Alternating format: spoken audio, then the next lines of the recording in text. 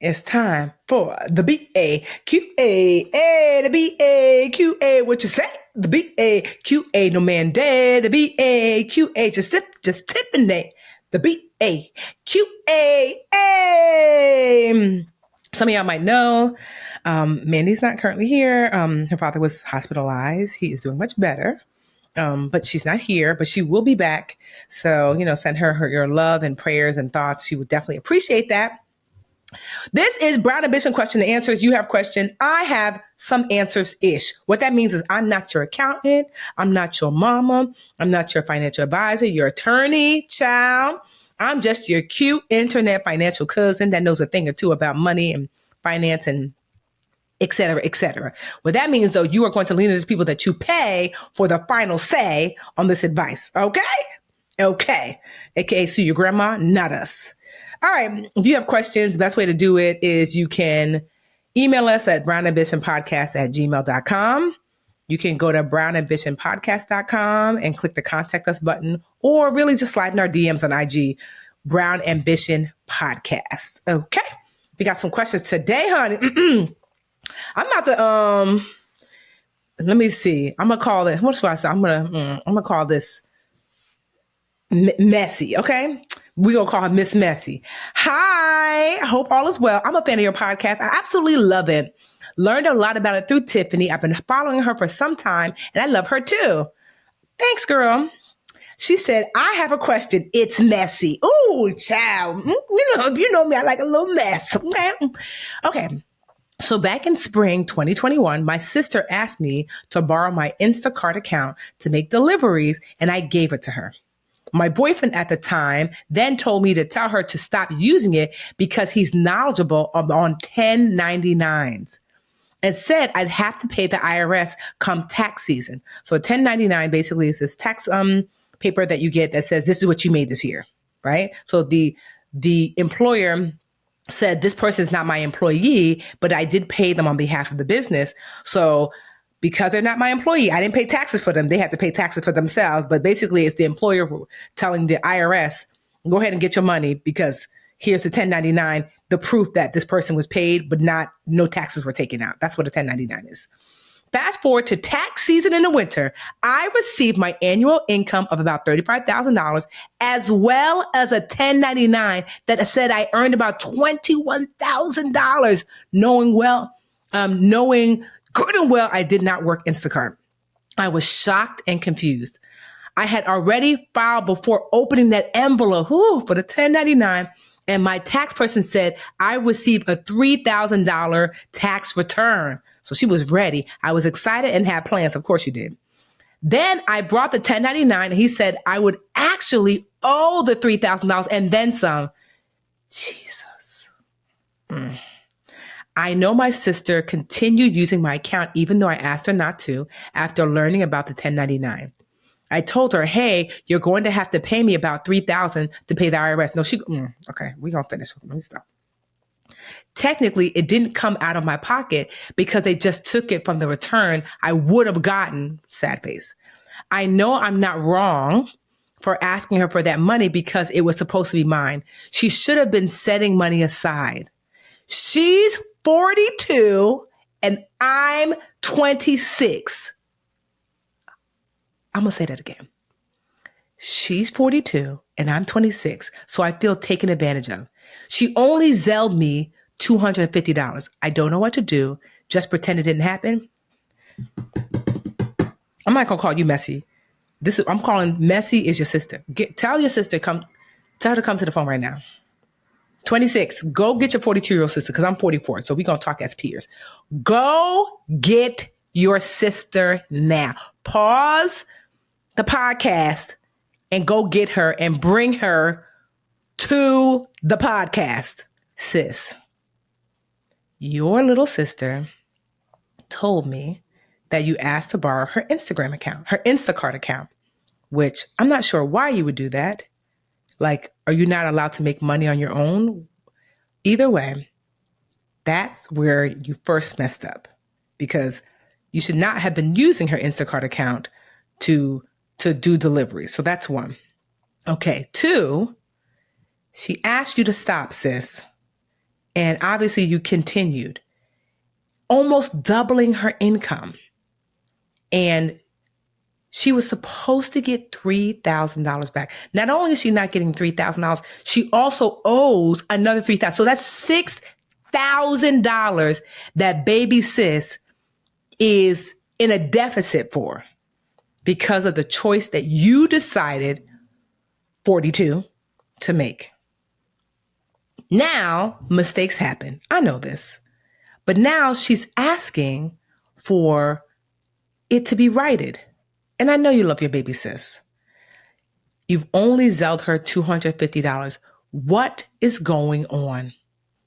And now, baby sis is feeling taken advantage of because quite honestly, as the big sis who is nearly twice her age, and I'm not an ageist because sis, I'm 42. I'm 44.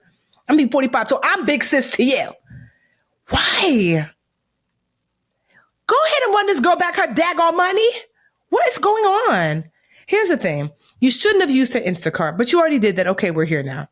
2, I don't know if you understand. See, the thing is, I find it hard to believe that you didn't understand how 1099 worked. Not at 42. I can see if you was 26, like your little sis, because I get it. She probably didn't understand. Her boyfriend put her up on game about 1099s. Girl, you knew that a 1099 was going to get issued. Why would you do that? Honestly, that's you. I have 3 younger sisters.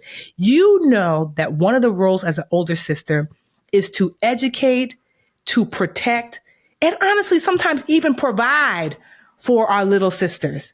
We're not here to take advantage of them. But now we're here. Girl, not only do you owe her that $3,000, you owe her another $3 on top of that. You do. Because she was going to get back $3,000. So now that we know all that is true, we know this is true. Now it's time for solutions. I like to be a paper towel person. When I was a kid, I used to spill something. If it was my dad, he would get mad and be fussing, and then finally hand you a paper towel, which I just did with you because I'm still my daddy's daughter. And my mother would just say, just go ahead and get a paper towel. Well, you need a little fussing first. So now let's go to paper towel, the solution. We're going to clean this up. So you've only Zelled her $250, maybe more by now because you wrote this a little while ago. Okay. Now, what is the payment plan to give this girl her $6,000?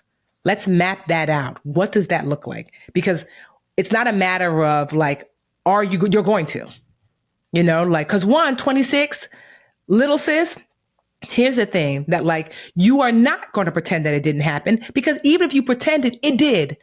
And you're going to feel some kind of way because you're supposed to feel some kind of way because your sister made a mistake. But sisters make mistakes. I've got 4 sisters. Lord knows that we've been up, down, side to side. We make mistakes. But it is her job to remedy that mistake. It is her job to remedy that mistake. And so now we're going to map out a payment plan of what it looks like to pay her the $6,000, the $3,000 that the IRS took already, and the additional $3,000 she's had to pay. So what does that look like? Is that $500 a month? Okay, let's do a little math. I'm taking my calculator right now. Okay, I'm going to do a little math calculator. Calculator. $6,000 divided by $500 a month is 12 months. So you can pay back little sis in about a year. Because if you can do $250 every 2 weeks, can you do that? Can we get little sis whole in about a year? I think we could do that. I think you should make that your business to do that. Absolutely. Now, here's the thing, little sis. I'm not going to say you shouldn't trust people so easily because that is your older sister. Of course you're supposed to trust. I mean, who are you supposed to trust if not your sister? But when things like this happen, I want you to, something that my dad taught me early on, even when it came to my sisters, is that you can let people borrow money, but never your name. So he said, you are not to co-sign. You are not to write your name down of. You are not to be a joint whatever for anyone. Like when you get married, because legally you already joined anyway. But he was like, if your sister comes to you and says, I want to buy a car, can you co-sign for me? No. Not your boyfriend, not your sister, not your friend. It's better for you to say, I can lend you $1,500. And if they don't pay it back, they don't pay it back. But lending your name means that they could do irreparable damage like this. Do you understand, little sis? that this is a really valuable lesson for you, never to lend your name like this again, and allowing her to have access to your Instacart like this. That was you lending your name. You didn't know, so I'm certainly not getting on you, but you're learning now just how important that is, because the IRS does not care about, oh, my sister, da, da, da. Yeah. They're like, wah, we want our money. And the thing is, I don't know how long it's been and if you've been able to pay the IRS, but big sis, know that you got to pay that interest too, because if little sis doesn't have that additional $3,000, they might be charging her interest. You have to pay that, and quite honestly, little sis, y'all got the same mama. You black. Even if you're not, run tell your mama. That's right, big sis. She's telling on you. Not only your mama, tell your grandmama too. Right? So if big sis don't give you your money back, tell your mother. Because what the hell? Like, no, you need to confront her. I'm not saying that you guys shouldn't talk anymore. I'm not saying you're supposed to cut her off. I'm not saying that at all. But little sis, this is when you put your big girl pants on and you're going to woman up and you're going to confront her and say, that's not okay. Let's work out a plan. Like, okay. And then I need my money back because that's not okay. And if she refuses to engage, I'm telling. Because if I'm going to be a little sis, I'm going to be a little sis all the way.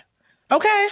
Yeah, but don't ever pretend that something bad did not happen to you. That's no, because something did, And big sis, like, we're going to forgive you, but you're also going to get it together and make it right. Okay, now y'all hug. And make a plan on the 1st and the 15th. Pick those days. If you want to open up a joint, well, no, don't even do that, because at this point, big sis might not be able to be trusted. You're going to send her that money every 2 weeks. $500, $250 every 2 weeks until you pay it off. All right? Child, that was messy.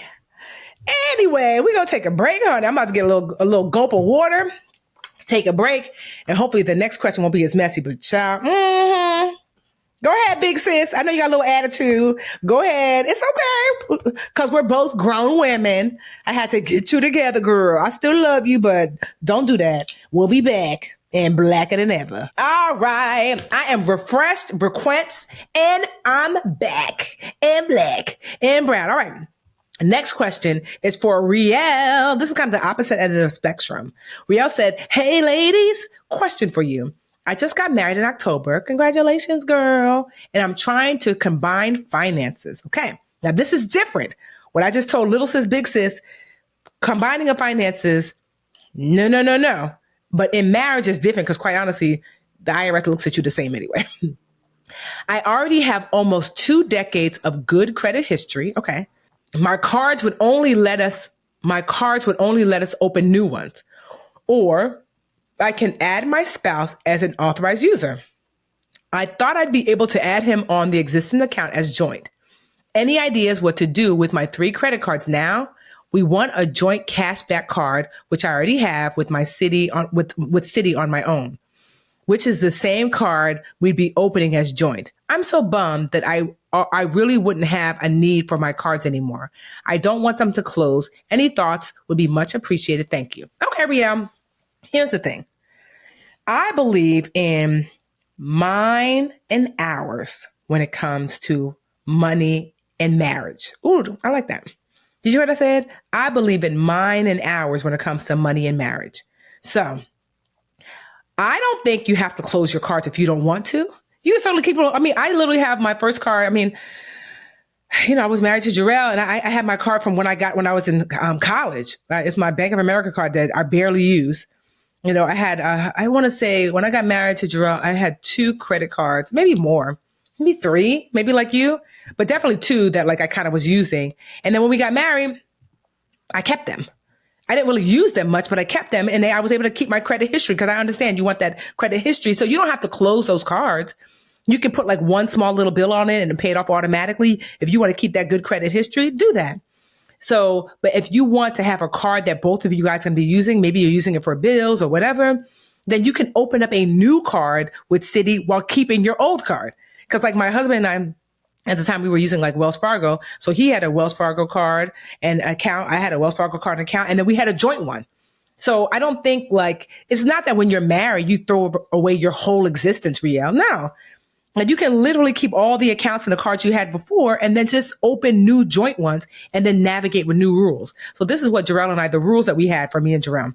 So I had a checking account for spending for myself. He had a checking account for spending on himself, almost like allowance, right? That was one checking account each for ourselves independently. And then we had a joint checking account for, I called it family/house bills. So that was like groceries, gas, any, like, we didn't have a mortgage, but like PSC&G, water, like the electrical bill, blah, blah, blah, any kind of joint expenses that affected the house. Even what we started to do date nights out of those bills. Like we had that card, and like when every Friday we would have a date night, and each one of us could choose what date night looked like. And so because I made significantly more than Jarrell, toward the end of his life, we started to say, okay, then we just use that card, for date night. So we can kind of have like equal footing when it came to planning date night. And so you can make up your own rules, but that's what we did. We had this joint account where it was like, this is where we literally called it the bills account. And it's crazy. It's just funny because I just came back, not funny, but I just came back from the bank now. So I don't know, Jarrell, I mean, he's been gone for about 2.5 years now, which seems so surreal and crazy. Anyway, he's been gone for like 2.5 years now, but I got a check in the mail from the hospital where he passed away. Or maybe it was his health plan, whatever it was. It was like a $160 check that they sent. And I was like, what is this for? It was a refund. And I have an estate trust bank account, that I opened up, as the administrator of Jarrell's estate. But the check said Jarrell Smith, not the estate of Jarrell Smith. So they wouldn't let me deposit it in the estate account. And I was like, well, what am I supposed to do? They're like, do you have an account with his name on it? And I did. My bills account still has his name on it. And so they were like, we could put it there. I'm like, well, that seems stupid. So why'd you make me go through this whole estate, creating a whole estate account if like you're just going to he's not even here. And so either way, I was able to deposit this account, this check with his name on it into our bills account because it still existed and it still had his name on it. So it just had me thinking. I just told my sister when I came home, I said, all of us, I have a joint account with one of my sisters when I used to help her. And so I told her, I said, all of us should have a joint account with one sister, just in case something like this happens. Because even if we have an estate account for you, apparently you can't even use it really. That if you have a joint account, we would still be able to deposit and withdraw money if it were to come in trickling some years later. Anyway, so I just share all that to say that even now, I still have a joint account with him, even though he's not here. And so we also had independent savings accounts and then a joint savings account. We had independent retirement accounts and then joint investment accounts. Does that make sense? So everything that we had joint, we also had independently as well. And so I'm not saying that's the way to do it. I'm just saying that's the way we did it. We sat down, we talked through it. How do you want this to go? And I believe in mine and ours. So it's like the vast majority of the money that was brought into the household went into the R bucket. But I also believe that adults should have some autonomy. If he wanted to buy some Jordans, should he be like, hey, babe, I'm going to use the bill money for it? No, he has his own checking account. We started that because that's what we were doing. We had all of our money in one thing, nothing independent. And then we were always checking in for these small things. Hey, I'm going to get my hair done. Just so you know, it's going to be $100. Hey, I'm going to buy some sneakers. Just so you know, it's going to be $200. No. So we started, we need to have some separate money where it's not affecting the household budget. So you can do whatever you want because we already had agreed upon the amount of money that was going to go to our household budget, our household savings, our household investing. And then outside of that, you could do what you wanted. So you still have autonomy as an adult to navigate financially. Does that make sense? And that worked best for us. And because I made significantly more than Jarrell, we didn't do 50-50. Instead, what we did was Jarrell contributed the majority of his check to the bills account. So, cause he really wanted to pay the bills. And I said, okay. And so I didn't put any money into the bills account, except, I helped my parents. And so I would put the money into the bills account that I was sending them every month because the bills account would generate an automated check and still does that sends money to my parents every month. So that money I put into the bills account, but all the other money that went into the bills account was Jarrell because he was like, no, I want to pay the bills. I said, okay. And then the majority of the money that I made went into our joint savings and investment account. So he funded the bills account. I largely funded our joint savings and investment account. Does that make sense? And so it just worked for us. So even though we had these joint accounts, we funded them quote unquote financially unevenly, but in a way that was equitable and fair to us. And so, you know, I'm sharing that candidly, you know, because, and y'all, I've shared this before that, you know, that Jarrell never made over $60,000 a year. But as a result of navigating that way, when it was time to buy a house, it was like, okay, he's like, I want to still pay all the bills. I was like, okay, well, the kind of house that I want to get is not going to be available at his income level. But because of how much money I was making, what was in our savings was able to buy us the house. It was a foreclosure cash. The house was 180. So it was like, okay, we could buy this house 180, which we did. And then it allowed him to still pay the bills because we didn't have a mortgage. So it was like the taxes, he paid the electrical bill, the water bill, whatever. But do you see, it was like, that's what marriage is. It's this dance between how do you want this to go? You want to manage all the bills and pay all the bills, great. But a mortgage will put us outside the range of you paying the bills. Oh, well, I'm doing most of the savings and investing on our behalf. Okay. So we can use that money to buy the thing. So it still puts us in range that you can still pay all the bills. So I'm sharing that because I want you to understand, like, as you are in partnership, there are no rules that you can make up whatever rule you want. I mean, certainly you can get rid of all your personal financial stuff individually and just only do, collective financial stuff. That's okay. You can say, we don't want to blend any money. That's okay. But it should be a conversation, a collective decision, a willingness to both be on the same page. So whatever that is. So that's what Jarrell and I did. But I tend to believe in having some our money as well as some our money. So my money and our money, and most of the money is ours, you know, but I think it's important for adults to have some autonomy, but you might not think that, and that's okay. But I'm just saying all that to say, you don't got to get rid of all your credit cards if you don't want to. And, but you can still open joint cards, and you could just keep your credit cards open, put some light bills on them so they don't get canceled, and you can maintain your good credit history. All right, Riel, I hope that was helpful. All right, well, if you like this Epi and you think it's sexy, come on, baby, share me now. If you like the episode and you thought it was cute or whatever, go ahead on and share it with a friend. Leave us a review. I don't know, like, tell the girls. We're trying to blow up around here. All right, man, will be back next week. So, be kind and gentle to me. All right, until next week, y'all. Bye.